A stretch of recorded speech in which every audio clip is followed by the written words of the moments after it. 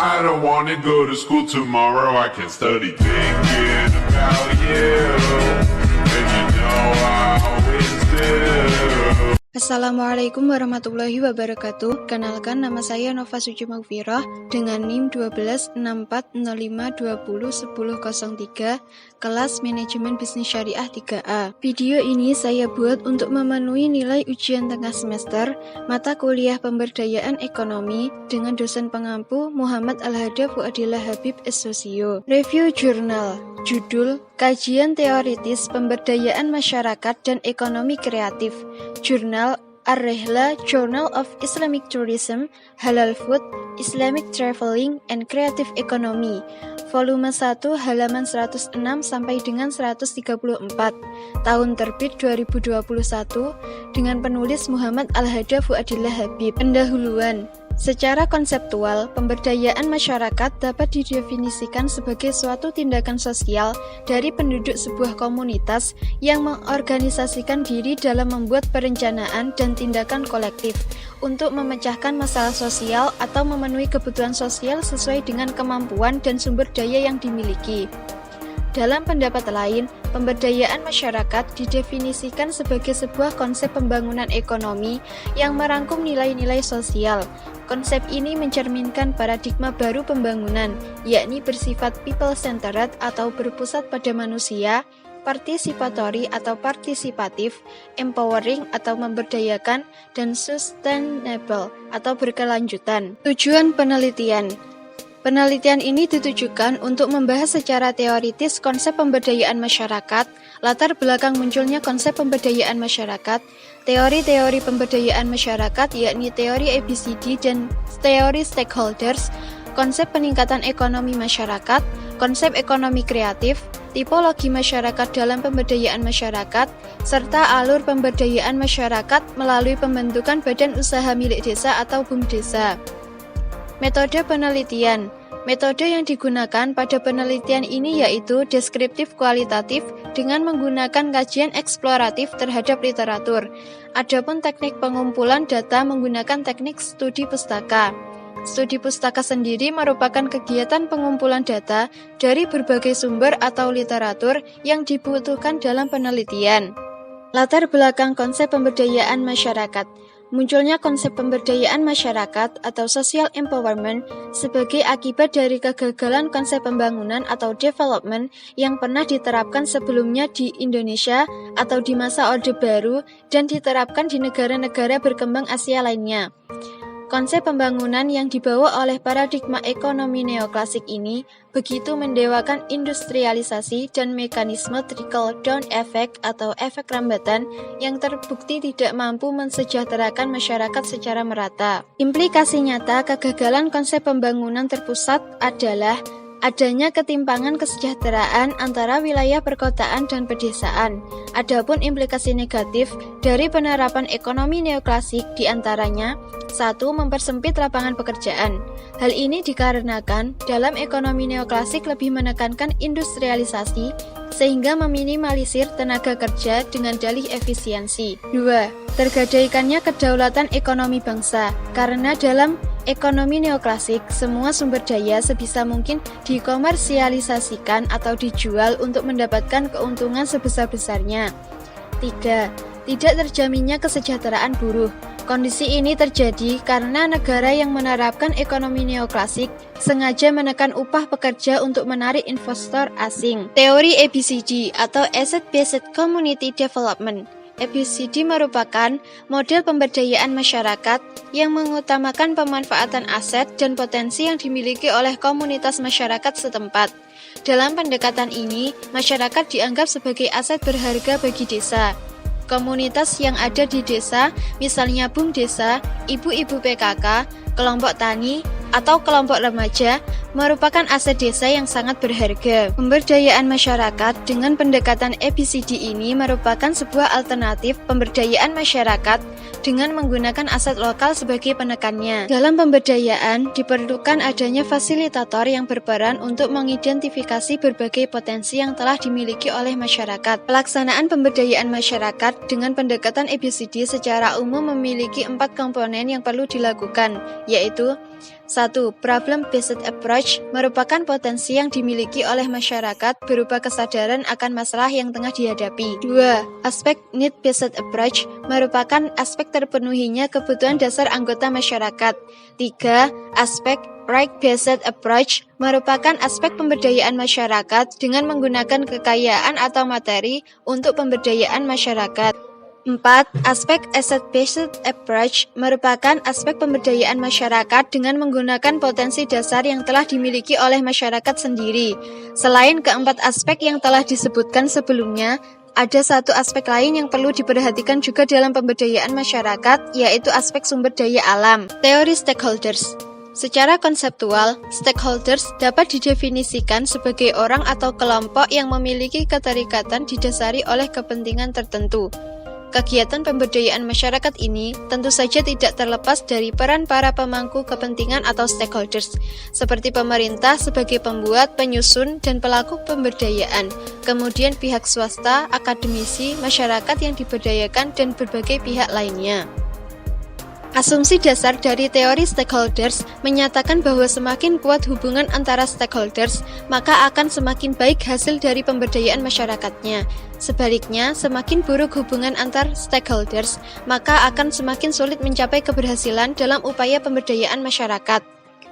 Keterlibatan stakeholders dalam pemberdayaan masyarakat terjalin melalui suatu kolaborasi. Adapun keterlibatan stakeholders dalam pemberdayaan masyarakat dilihat dari 3 tahapan, yakni tahapan penyadaran, pengkapasitasan, dan tahap pemberdayaan. Peningkatan ekonomi masyarakat. Peningkatan ekonomi masyarakat merupakan upaya yang dilakukan untuk menaikkan derajat atau kualitas kehidupan masyarakat dengan cara perbaikan pengelolaan sektor usaha masyarakat.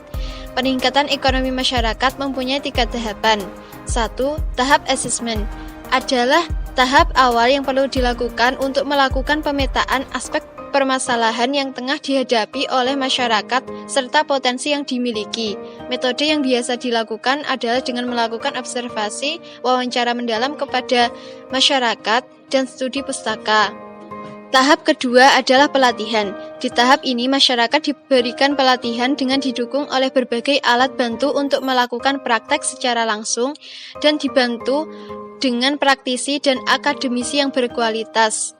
Tahapan ketiga adalah evaluasi dan perbaikan. Setelah program pengabdian masyarakat ini berjalan, selanjutnya perlu dilakukan evaluasi secara bertahap dengan melihat progres dan kesesuaian antara tujuan dengan hasil di lapangan. Apabila ada hal-hal yang kurang sesuai, segera dilakukan pengkajian untuk mengetahui faktor-faktor penyebabnya dan segera dicarikan solusi untuk perbaikan. Tipologi masyarakat. Tipologi dalam pemberdayaan masyarakat dapat didefinisikan sebagai upaya pengelompokan kondisi spesifik keunggulan potensi sumber daya alam, sumber daya manusia, dan potensi kelembagaan, serta potensi prasarana dan sarana dalam menentukan arah pengembangan dan pembinaan masyarakat berdasarkan karakteristik keunggulan komparatif dan kompetitif dari setiap wilayah. Tipologi atau klasifikasi masyarakat secara umum meliputi 3 aspek. 1. Potensi dasar. Potensi ini merupakan modal dasar dari masyarakat yang dimiliki untuk melaksanakan pembangunan, seperti potensi alam, potensi penduduk, serta lokasi atau letak wilayah.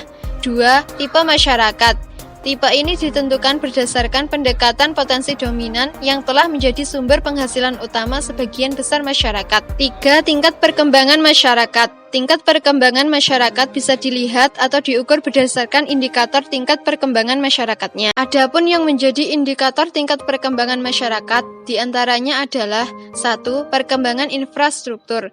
Hal ini dapat dilihat terutama dari akses jalan raya. 2. Perkembangan fasilitas umum.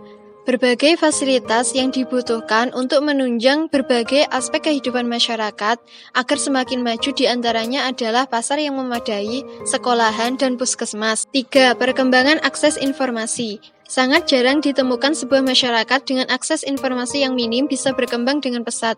Sebaliknya, masyarakat yang memiliki akses informasi yang mudah, maka perkembangannya akan cepat. 4. Perkembangan kualitas sumber daya manusia. Masyarakat yang sudah maju cenderung memiliki SDM dengan tingkat pendidikan yang tinggi, sedangkan masyarakat yang kurang maju memiliki penduduk yang belum mengetahui pentingnya pendidikan. Indikator terakhir adalah Perkembangan pendapatan penduduk. Masyarakat dikatakan sudah maju ketika pendapatan penduduknya sudah di atas rata-rata, dan sebuah masyarakat dikatakan tertinggal jika pendapatan penduduknya masih di bawah rata-rata. Ekonomi kreatif.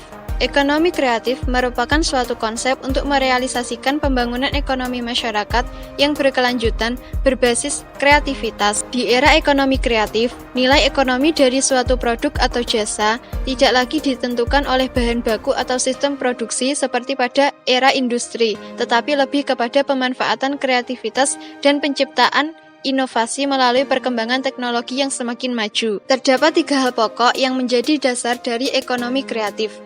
Yang pertama, kreativitas atau creativity. Yang kedua, inovasi atau innovation. Dan yang ketiga, penemuan atau invention.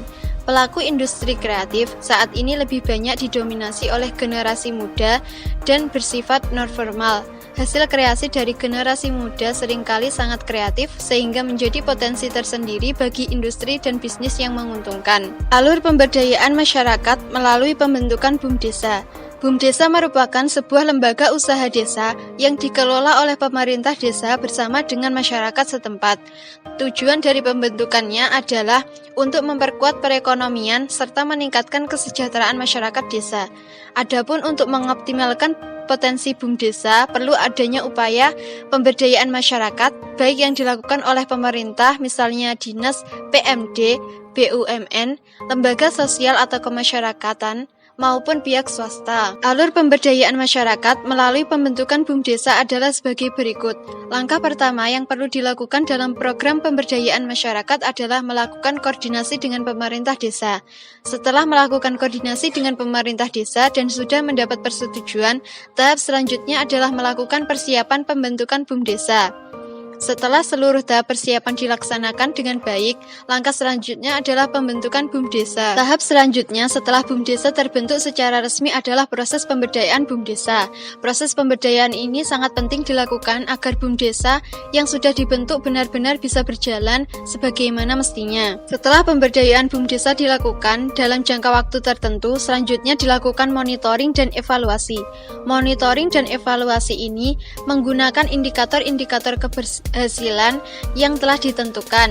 BUMDesa yang sudah berhasil akan berimplikasi pada peningkatan kesejahteraan masyarakat baik dalam aspek ekonomi, sosial, maupun budaya. Kesimpulan, berdasarkan pemaparan yang telah dilakukan, dapat disimpulkan bahwa munculnya konsep pemberdayaan masyarakat sebagai akibat dari kegagalan konsep pembangunan mencerminkan paradigma baru pembangunan ekonomi yang merangkum nilai-nilai sosial. Terdapat 2 teori pemberdayaan masyarakat, yakni teori ABCD dan teori stakeholders. Ekonomi kreatif menjadi salah satu konsep penting dalam pemberdayaan ekonomi masyarakat, berguna untuk meningkatkan perekonomian masyarakat. Salah satu bentuk nyata pemberdayaan masyarakat adalah pembentukan BUMDesa oleh pemerintah. Kelebihan jurnal: 1. Bahasa yang digunakan mudah difahami. 2. Struktur penulisan dalam jurnal sangat runtut. 3. Materi dijelaskan secara padat, jelas, dan detail, sehingga pembaca mendapatkan informasi secara rinci. Adapun kekurangan dari jurnal ini adalah adanya pengulangan kata pada satu kalimat yang sama sehingga membuat pembaca merasa bingung dalam memahami maksud dari kalimat tersebut. 2. Dalam jurnal tidak disertakan gambar dari contoh ekonomi kreatif. Sekian review jurnal dari saya, ada kurang lebihnya mohon maaf. Wassalamualaikum warahmatullahi wabarakatuh.